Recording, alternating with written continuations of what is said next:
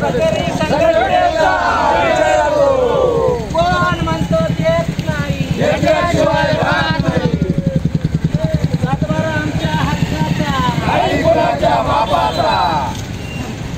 संपूर्ण कर्जमुक्ती झाली पाहिजे. सातबारा कोरा झाला पाहिजे. सातबारा कोरा झाला पाहिजे. पूर्ण कर्जमुक्ती झाली पाहिजे. शेतकरी संघटनेचा विजय असो. शरद जोशी जिंदाबाद. शासनाने दिलेल्या आश्वासनाची पूर्तता झालीच पाहिजे. आज कसबे सुकेणे येथे जंगम बाबा मंदिराजवळ शेतकरी संघटनेचे राज्य नेते आदरणीय अर्जुन तात्या बोराडे यांच्या मार्गदर्शनाखाली शेतकऱ्यांनी महायुतीतील पक्षांनी निवडणुकीमध्ये जो जाहीरनामा प्रसिद्ध केला होता त्यातील प्रमुख मागण्या शेतकऱ्यांचा सातबारा कोरा करू, कर्जमाफी, लाडकी बहीण वाढीव निधी, बेरोजगारी या मागण्यांची त्वरित पूर्तता करण्यासाठी विलंब करीत असल्याने त्या जाहीरनामा प्रतीची होळी करण्यात आली. या प्रसंगी बहुसंख्य क्षेत्रातील बांधव उपस्थित होते.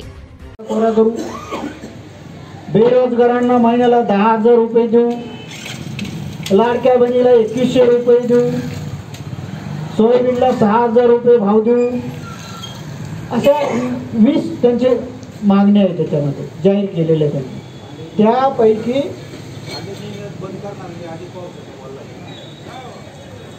तर त्याच्यापैकी एकही मागणी त्यांनी पूर्ण केलेली नाही. लाडक्या बहिणीला 2100 रुपये दिले, शिक्षित बेकारांना नाही नोकऱ्या, नाही त्यांना 10,000 रुपये भत्ता दिला, नाही शेतकऱ्यांना कर्जमुक्ती. अजितदादांनी तर मागच्या महिन्यात दम दिला 31 तारखेपर्यंत कर्ज भरा.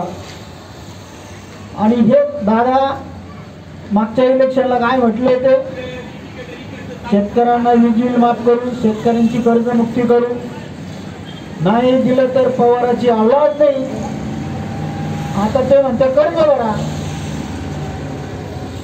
त्यांच्या अशा बुंदापण आपण किती दिवस बळी पडणार.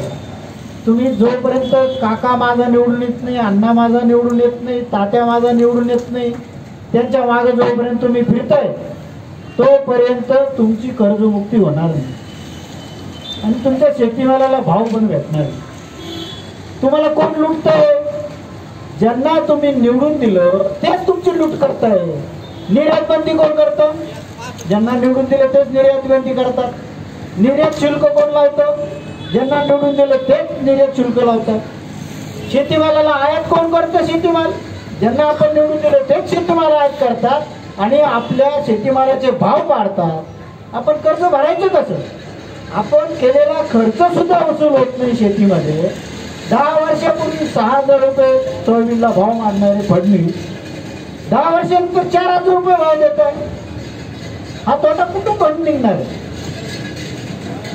याच्या शासनाच्या भूतापांना बळी न पडता त्यांनी जाहीरनाम्यामध्ये दिलेले सर्व वचनं पूर्ण करावे आणि त्यांनी ते पूर्ण केले नाही. म्हणून आपण आज त्या जाहीरनाम्याची होळी करत आहोत.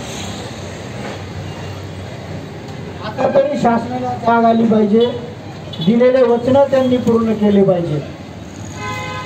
आणि त्या दिवशी कलेक्टर ऑफिसला जी मीटिंग झाली त्याच्यामध्ये थोडी काही प्रकाश शिंदेची बातमी आली, सर्वांचा गैरसमज झाला. कलेक्टर ऑफिसला काय मीटिंग झाली का तिथे प्रकाश शिंदेने मांडलं की 3 महिने स्थगिती द्या. मंत्र्याने स्थगिती दिली लगेच. जाहीरनामा जाहीर केलेला आहे म्हणजे तिन्ही पक्षांनी जाहीरनामा केला एकत्रित. आणि त्यामध्ये त्यांचा पहिला विषय आहे शेतकऱ्यांची कर्जमुक्ती. देवेंद्रजी तर म्हटले की आम्ही शेतकऱ्याचा 7/12 कोरा कोरा कोरा करू. प्रत्येक सरकार येतं आणि आपल्याला फसवतं. प्रत्येक सरकार म्हणतं आम्ही शेतकऱ्यांचा 7/12 कोरा करणार. आता हे किती दिवस आपण फसवायचं यांना? तर ह्या जाहीरनाम्यावर काहीतरी अंकुश असला पाहिजे. यांनी काही खोटं नाटं सांगायचं आणि आपण त्यांना मतदान द्यायचे आणि 5 वर्ष त्यांनी मजा करायची. मातीची मर्यादा किती राहिली काय राहिले कोणी सांगत नव्हतं. तसेच शेतकरी सन्मान निधी वाढ करू तर ज्या महायुतीने ती महायुती आज सत्तेवर आहे त्यांनी प्रचारात अनेक वेळा सांगितलं. यामध्ये जरी अजितदादा म्हणत असतील मी सांगितलं नाही, एकनाथ शिंदे साहेबांनी सांगितलं नाही, परंतु या महायुती सरकारचे जे प्रमुख आहेत माननीय देवेंद्रजी फडणवीस बऱ्याच ठिकाणी सांगितलं की आम्ही शेतकऱ्याचा सातबारा कोरा तीनदा सांगितलेला आहे. म्हणून माझी एक आपल्या सर्व शेतकऱ्यांना एक विनंती, आपल्या सगळ्यांना पंचक्रोशीतल्या की आपणच असा एक दबावगट तयार करूया आपल्या पंचक्रोशीतून की इथल्या जे आपल्या तालुक्यातले जे कोणी BJPचे कार्यकर्ते नेते असतील त्यांनी एक वर सांगितलं पाहिजे का नाही बाबांनो तुम्ही ही कर्जमाफी करा, कारण आपण आश्वासन दिलेलं आहे. त्या पद्धतीने आपण सगळ्यांनी तो एक जनरेटर त्यांच्यावर वाढवूया. आणि परवाच्या मीटिंगनंतर आमचे मंत्री जयराम मोरे यांनी सांगितलं, परंतु तरीसुद्धा या सगळ्या प्रक्रियेत अर्जुन तात्या यांनी गेल्या 3-4 वर्षापासून जो नाशिक जिल्हा पिंजून काढला. भगवान बोराडे यांनी एका ठिकाणी बसूनही त्या आंदोलनाची व्याप्ती वाढवली आणि आमच्यासारखे छोटे मोठे कार्यकर्ते त्यांच्याबरोबर 100% आहेतच. केव्हाही कुठे भाऊसाहेब पाटील असतील, वसंतराव भंडारे असतील, त्यानंतर संजय पाटील असतील, इतर बरीचशी मंडळी आहेत. आम्ही सगळे बरोबर आहोत. लढा आपल्याला तीव्र करायचाच आहे. तीव्र करायचा म्हणजे आपण अहिंसक मार्गाने, सनदशीर मार्गाने संविधानिक काल महामानव डॉक्टर बाबासाहेब आंबेडकर यांची जयंती झाली. त्या जयंतीनिमित्ताने आपण या ठिकाणी करून सांगूया त्या शासनाचं काही होईल ही लढाई आपण प्रत्येक पायरीवर घेऊन जाऊ. मग ते कोर्ट असतो, आपलं विधानमंडळ असतो, तर सगळीकडं या लढाईत आपल्याला निश्चितच येतील, कारण आपल्याला मार्गदर्शन करणारे माननीय